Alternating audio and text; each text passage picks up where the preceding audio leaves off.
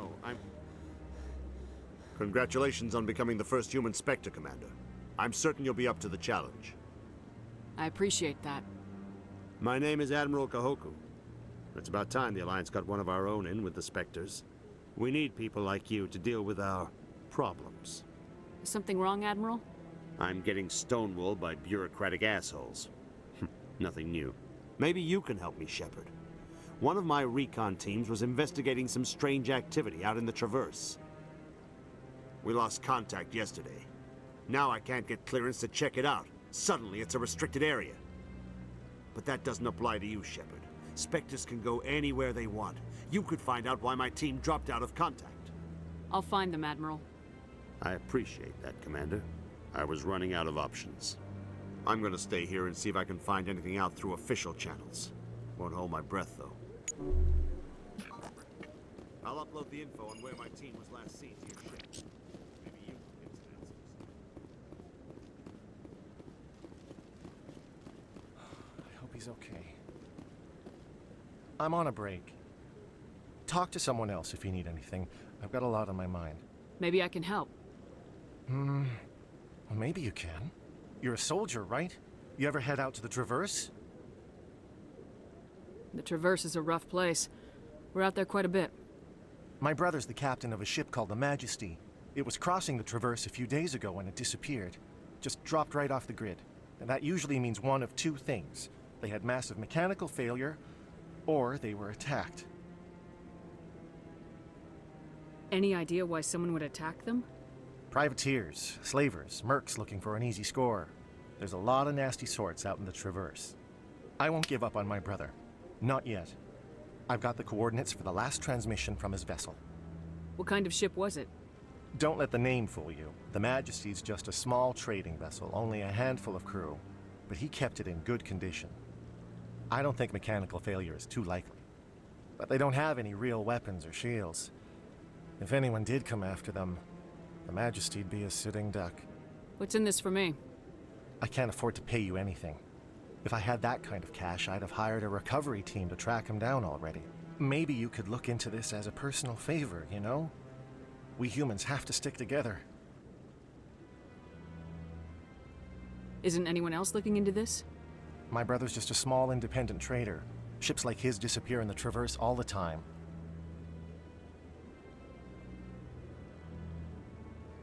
If your brother is still alive, I'll find him. Give me the coordinates. I'll forward them to your ship right away. Please let me know as soon as you find him.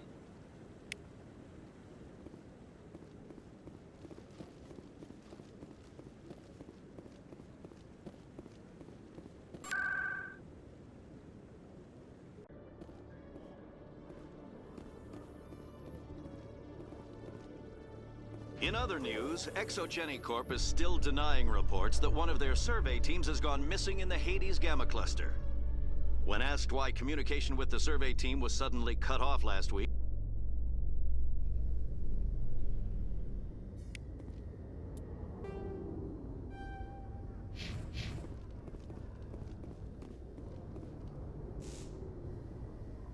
I've got big news for you, Shepard. Captain Anderson is stepping down as commanding officer of the Normandy. The ship is yours now. She's quick and quiet, and you know the crew. Perfect ship for a Spectre. Treat her well, Commander. I'll take good care of her, sir. I know you will, Commander. I want the truth. Why are you stepping down, sir? You needed your own ship. A Spectre can't answer to anyone but the Council. And it's time for me to step down. Come clean with me, Captain. You owe me that much. I was in your shoes 20 years ago, Shepard. They were considering me for the Spectres. Why didn't you ever mention this? What was I supposed to say? I could have been a Spectre, but I blew it? I failed, Commander. It's not something I'm proud of. Ask me later and I'll tell you the whole story. For now, all you need to know is, I was sent on a mission with Saren, and he made sure the Council rejected me. I had my shot. It came and went. Now you have a chance to make up for my mistakes. I won't let you down, sir. Saren's gone. Don't even try to find him. But we know what he's after. The conduit. He's got his Geth scouring the Traverse looking for clues. We had reports of Geth in the Pharaoh system shortly before our colony there dropped out of contact, and there have been sightings around Noveria. Find out what Saren was after on Pharos and Noveria. Maybe you can figure out where the conduit is before he does. The Reapers are the real threat. I'm with the Council on this one, Shepard. I'm not sure they even exist. But if they do exist, the conduit's the key to bringing them back. Stop Saren from getting the conduit, and we stop the Reapers from returning. I'll stop him. We have one more lead. Matriarch Benezia, the other voice in that recording. She has a daughter, a scientist who specializes in the Protheans. We don't know if she's involved, but it might be a good idea to try and find her. See what she knows. Her name's Liara, Dr. Liara Tassoni. We have reports she was exploring an archaeological dig on one of the uncharted worlds in the Artemis Tau cluster. Sounds like we should head for the Artemis Tau cluster. It's your decision, Commander. You're a Spectre now. You don't answer to us. But your actions still reflect on humanity as a whole. You make a mess and I get stuck cleaning it up. I'll try not to make things any harder on you, Ambassador. Glad to hear it, Commander. Remember, you were a human long before you were a Spectre. I have a meeting to get to. Captain Anderson can answer any questions you might have. Yes, Commander? How are you holding up? Honestly, this isn't how I pictured my career coming to an end. Pushing papers really isn't my thing. But you're the one who can stop Saren. I believe in you, Shepard. If that means I have to step aside, so be it. Any extra intel you can give me on our colony at Pharos? The entire planet used to be one giant Prothean city. Mostly ruins now. But some of the infrastructure is still intact. The colony tried to build on what the Protheans left behind. We lost all contact with them when the Geth attacked. What do you know about the Artemis Tau cluster? Not much. I've never been there myself.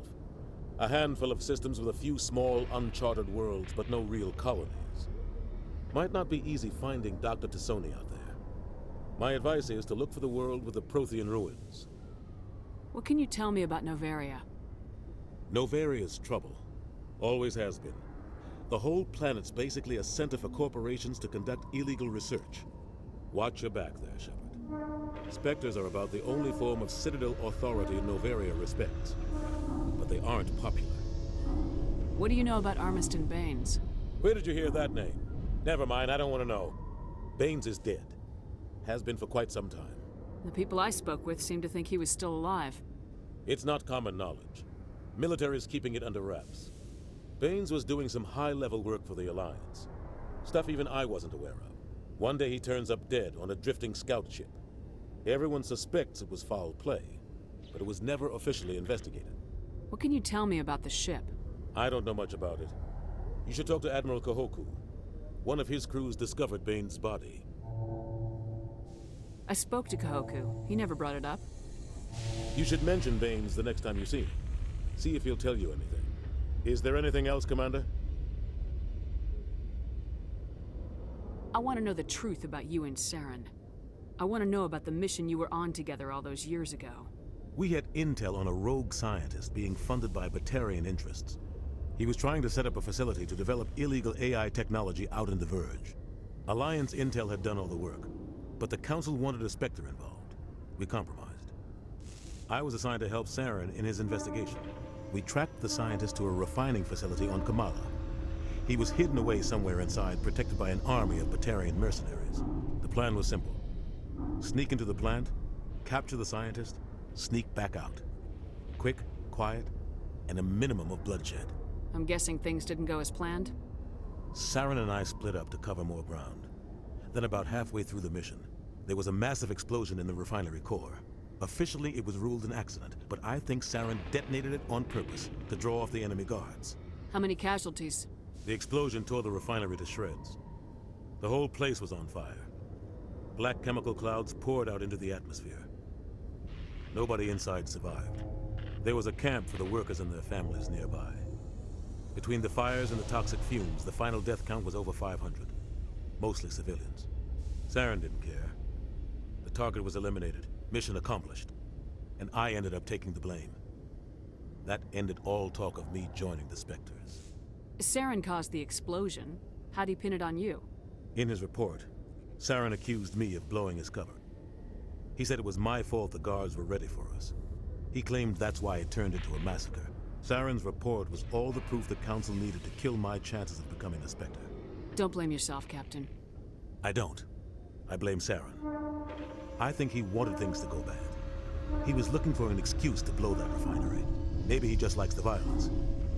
Maybe he was just trying to make me look bad to keep humans out of the Spectres. If so, he pulled it off. Why'd you let him get away with it? Who do you think the Council was going to listen to? Me? Or their best agent? I had a bad feeling about him right from the start.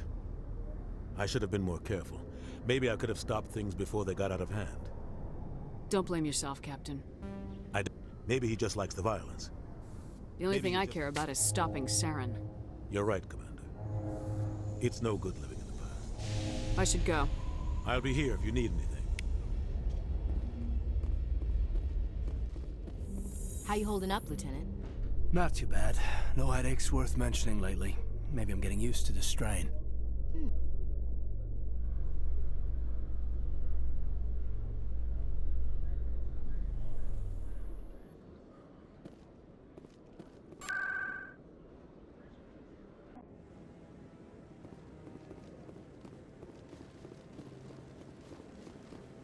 No, Commander, any luck finding my recon group? Captain Anderson said you had information on Baines. Not as much as I'd like to. One of my crews found him, frozen stiff on board a derelict vessel. The missing recon group? The one I sent you to find? They were scouting the system we found Baines' ship in. You should have mentioned this earlier, Admiral. Baines is already dead. It's too late for him. I'm only concerned about my team. Someone has to find them. Please, Shepard, I'm counting on you.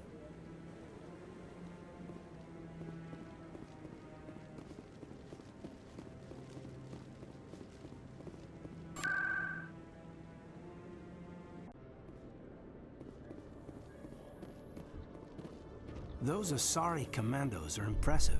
Lightly armored, but their speed more than makes up for it. Unless that speed lets them outrun bullets, I'm more inclined.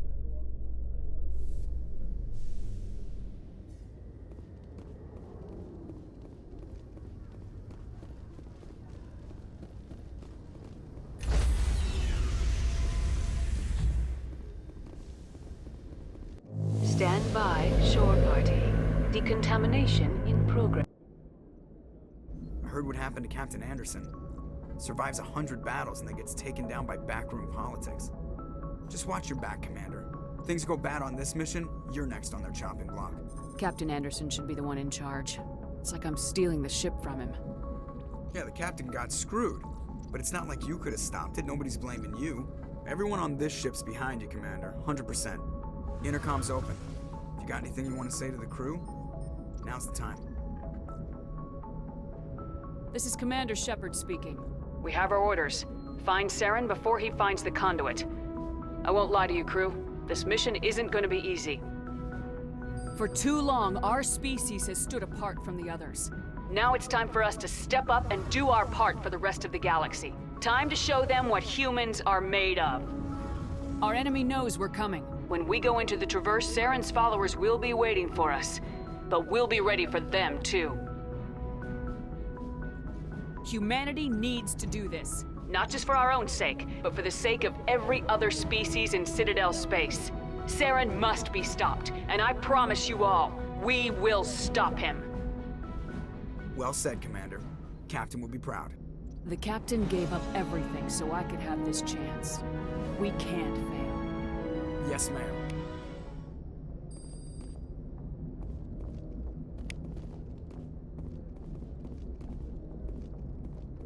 Commander, something you need? How's the Normandy performing? Is she everything they said she'd be? She's the best ship in the fleet. If you've got a pilot who knows how to handle her. Balance isn't what you'd expect. The Normandy's probably too much ship for your average Alliance pilot. I like to know my crew. I can see where this is going. You did a background check on me, didn't you?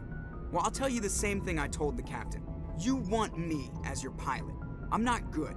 I'm not even great. I am the best damn helmsman in the Alliance fleet. Top of my class in flight school, I earned that.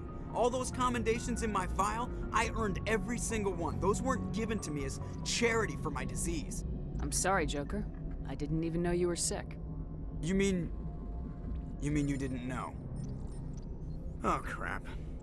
Okay, I've got Vrolich syndrome, brittle bone disease. The bones in my legs never develop properly. They're basically hollow, too much force and they'll shatter. Even with crutches and my leg braces, it's hard to get around. One wrong step and crack! It's very dramatic, but I've learned to manage my condition, Commander.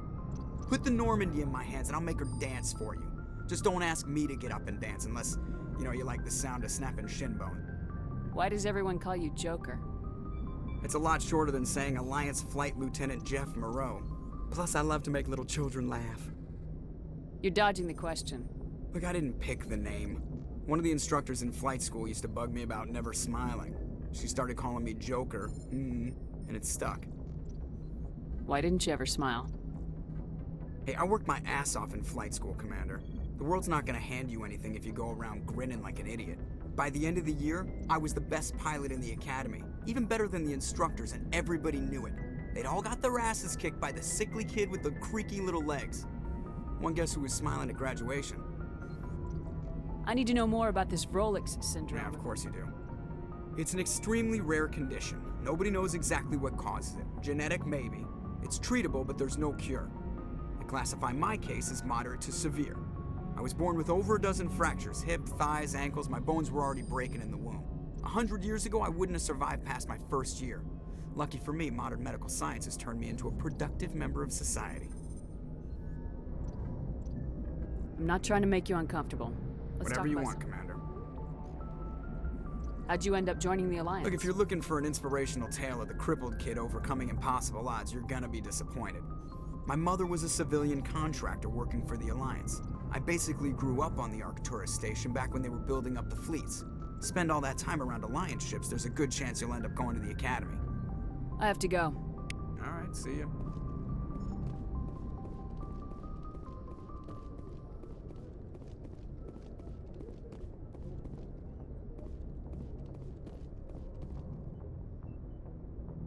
If anyone has to take over for Captain Anderson, I'm glad it's you.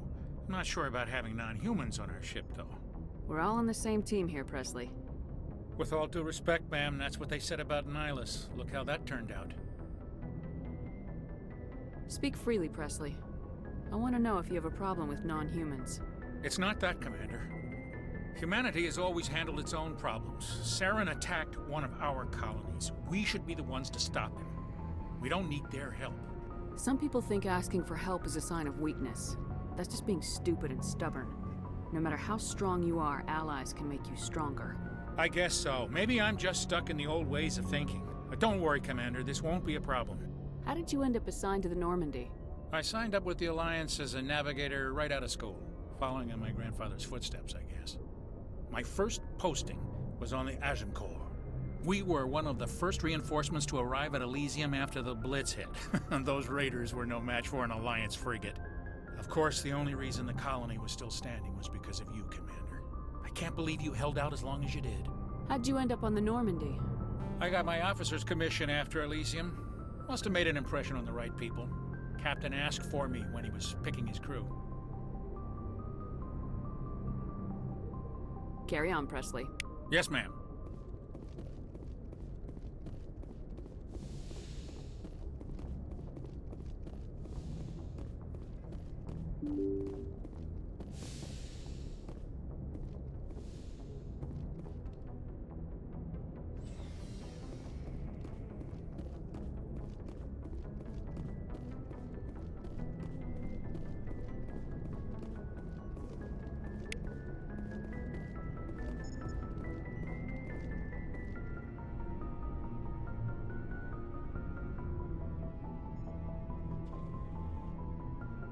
Anything you need, Commander? Just trying to get a sense of where the crew's at. I've wasted enough of your time for now, Commander. We'll have time for personal debriefing. We'll talk another time, Lieutenant. Commander?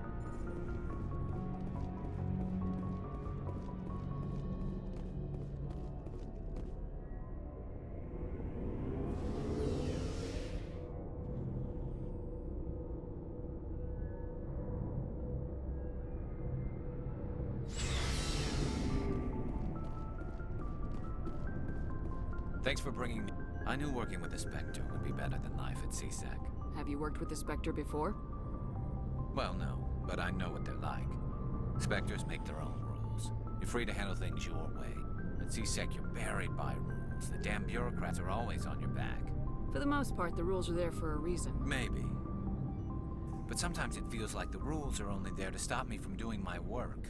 If I'm trying to take down a suspect, it shouldn't matter how I do it, as long as I do it. But C-Sec wants it done their way. Protocol and procedure come first. That's why I left. So you just quit because you didn't like the way they do things? There's more to it than that. It didn't start out bad, but as I rose in ranks, I got saddled with more and more red tape. C-Sec's handling of Saren was typical. I just couldn't take it anymore. I hate leaving. I hope you made the right choice. I'd hate for you to regret it later. Well, that's sort of why I teamed up with you. It's a chance for me to get off the Citadel, see how things are done outside C-Sec. Either way, I plan to make the most of this. And without C-Sec headquarters looking over my shoulder, well, maybe I can get the job done my way for a change. If getting the job done means endangering innocent people, then no. We get the job done right, not fast. I wasn't trying to. I understand. Commander? Kinda wish you'd got there. No offense, I appreciate the rescue. I just wish... You wish we'd been able to save the rest of your unit. Yes, ma'am. If I had been more alert, we wouldn't have been cut down by an ambush. The Geth are perfect ambushers. They don't move, they don't make noise, they don't even breathe. They have flashlight heads, ma'am. I'll make sure it doesn't happen again. Do you have a few minutes I'm to sorry. talk? I wouldn't mind talking more later, though. Ma'am? Nice ship you've got, Shepard. What can I do for you? What's your story, Rex? There's no story. Go ask the Quarian if you want stories. You Krogans live for centuries. Don't tell me you haven't had a few interesting adventures. Well, there was this one time the Turians almost wiped out our entire race. That was fun. I heard about that. You know, they almost did the same to us. It's not the same. It seems pretty much the same to me. So your people were infected with a genetic mutation? An infection that makes only a few in 1,000 children survive birth? And I suppose it's destroying your entire species? I suppose it isn't all the same. I don't expect you to understand, but don't compare humanity's fate with the Krogan. I was just making conversation. I wasn't trying to upset you. Your ignorance doesn't upset me, Shepard. As for the Krogan, I gave up on them long ago. The genophage infected us, but it's not what's killing us. Are your people really dying? We're sure not getting any stronger. We're too spread out. None of us are interested in staying in our own system. Lots of species have left their homes and prospered. But they go to colonize new worlds. We're not settlers. We're warriors. We want to fight. So we leave. Hire ourselves out. And most of us never go back. What can you tell me about the genophage? Ask the Solarians if you want details. They made it. All I know, it makes breeding nearly impossible. Thousands die in stillbirth, and most never get that far. Every Krogan is infected, every one. And no one's rushing to find a cure. Why don't the Krogan try to find a cure? When was the last time you saw a Krogan scientist? You ask a Krogan, would he rather find a cure for the genophage or fight for credits? He'll choose fighting every time. It's just who we are, Shepard. I can't change that. Nobody can. So long, Rex. Shepard.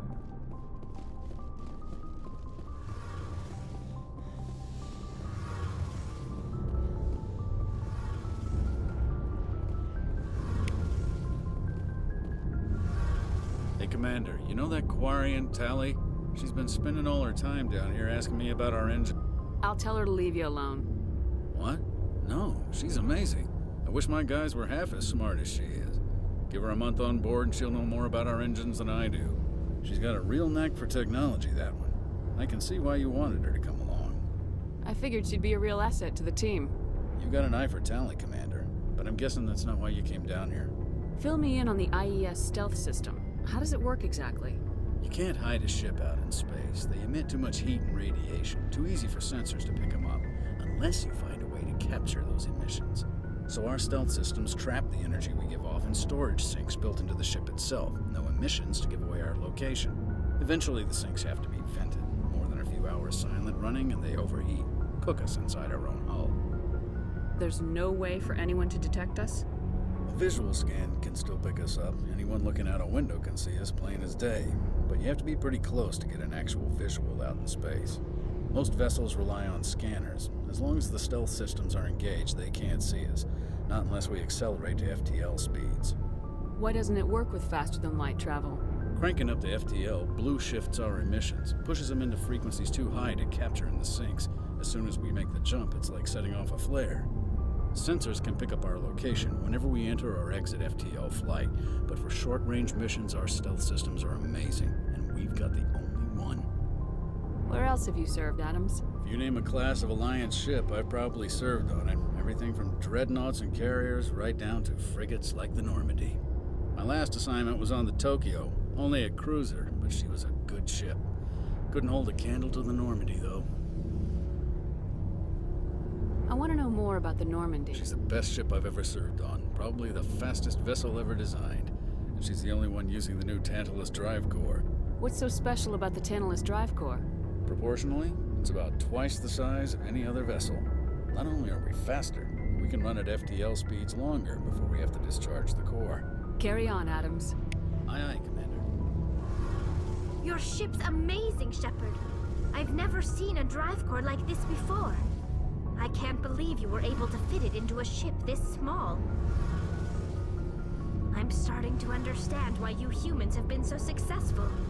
I had no idea Alliance vessels were so advanced. The Normandy's a prototype, cutting-edge technology. A month ago, I was patching a makeshift fuel line into a converted tug ship in the flotilla. Now, I'm sitting on board one of the most advanced vessels in Citadel space. I have to thank you again for bringing me along. Traveling on a vessel like this is a dream come true for me. I had no idea you found ship technology so interesting. It comes with being a Quarian. The migrant fleet is the key to the survival of my people. Ships are our most valuable resource. But we don't have anything like this. We make do with cast-offs and second-hand equipment. We just try to keep them running for as long as we can. Some of the fleet's larger vessels date all the way back to our original flight from the Geth. I can't believe your fleet's still using ships that are 3 centuries old. They're constantly being repaired, modified, and refitted. They aren't pretty, but they work. Mostly. We've tried to make ourselves as independent as possible on the flotilla. Grow our own food, mine, and process our own fuel. But some things we just can't make on our own. A patch to maintain the hull integrity requires raw materials we just don't have. That's why our pilgrimages are so important. Tell me about your people. Our lives aren't easy. Resources are scarce, and we are constantly on the move. Everything we do must in some way contribute to the continuation of the migrant fleet. There are 17 million Quarians in the flotilla, and each of us relies on the others for survival. The bonds among my people are strong. Unfortunately, we have had to surrender many of the freedoms and civil liberties other species take for granted. What kind of freedoms? Well, it's illegal for parents to have more than one child. If our population grows too much, it would strain our resources to their breaking point. Of course, we also can't allow our numbers to become too few. If our population is in decline, the rule against single births is temporarily repealed. In extreme cases of population decline, incentives are even offered to encourage multiple births, though the Conclave hasn't had to take such measures in nearly a century. That's your government. The Conclave is our civilian branch of government. Each ship can elect a representative to serve on the Conclave and make decisions that affect the fleet as a whole.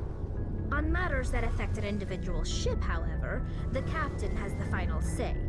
It's a tradition that dates back to the early days, when the fleet was governed by martial law. Fortunately, most captains nowadays are smart enough to have an elected council from their crew to give them advice and guidance. So the ultimate power rests with elected officials? In practice, the Conclave and the respective council for each ship tend to set the rules that govern our daily lives. But in theory, we are still under military jurisdiction. The 5 top-ranking military officials in the fleet serve on the Admiralty Board. These 5 have the power to overrule any decision by the Conclave in case of emergency. To do so requires unanimous agreement among the Admiralty, and they can only do this once. After that, the entire board must resign their posts. It's a safeguard that served us well. In nearly 3 centuries, the Admiralty Board has only overruled the Conclave 4 times. I want to know more about the Geth. I doubt I can tell you anything you don't already know. It's been almost 3 centuries since they drove my people into exile. All I know is the story of their origins. What they were when we created them, and how they turned on us. Interesting. The Geth were originally created to serve as an automated manual labor force. Initially, their intelligence was as limited as any VI. Over time, we made small modifications to their programming to allow them to perform more varied and complex tasks, bringing them closer and closer to true AI status. How come the Council didn't step in and stop you? This wasn't true AI research. We may have been skirting the bounds of the law, but we never did anything that was actually illegal.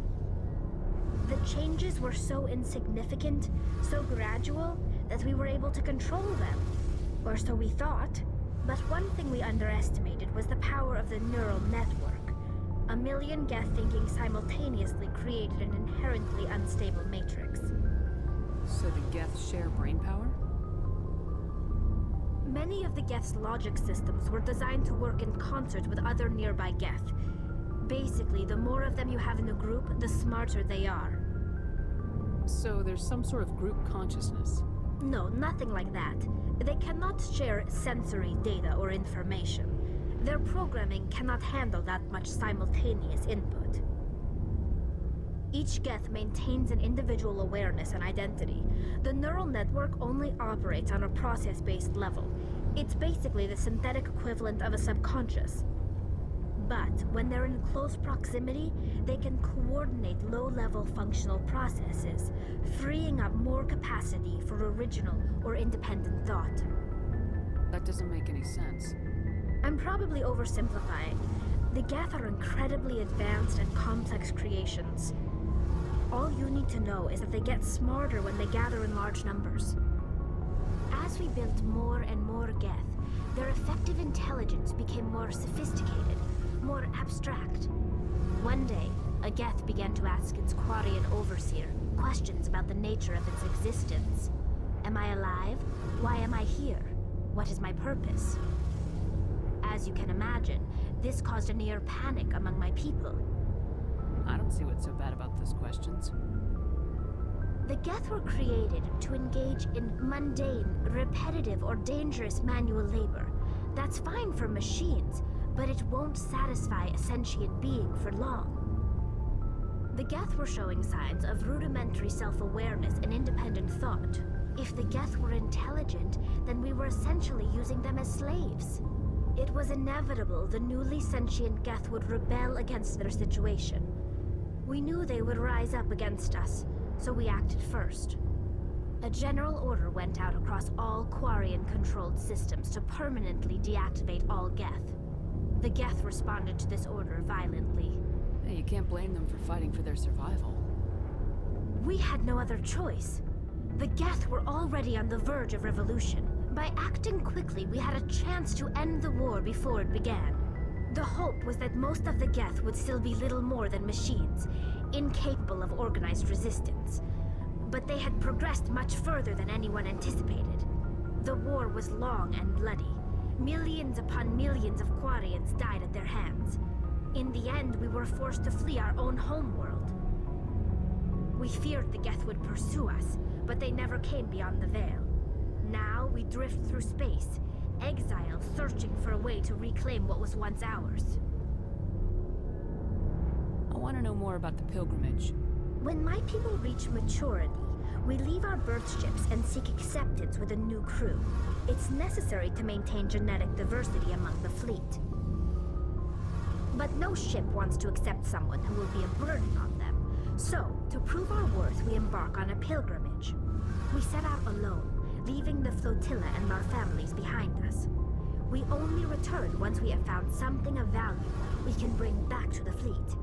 This is presented as a gift to the captain of the respective ship we wish to join. If the gift is accepted, we are welcomed into the crew. Can a captain choose to reject the gift? That doesn't happen often. Most captains are eager to increase the size of their crew. It increases their own standing in our society. Even when a gift is not particularly valuable, the captain usually accepts it out of a sense of tradition. However, there is a stigma to presenting a substandard gift. It's not the best way to make a good impression on a new community. Most pilgrims don't return until they find something worthwhile.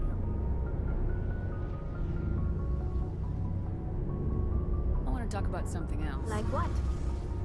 See you later.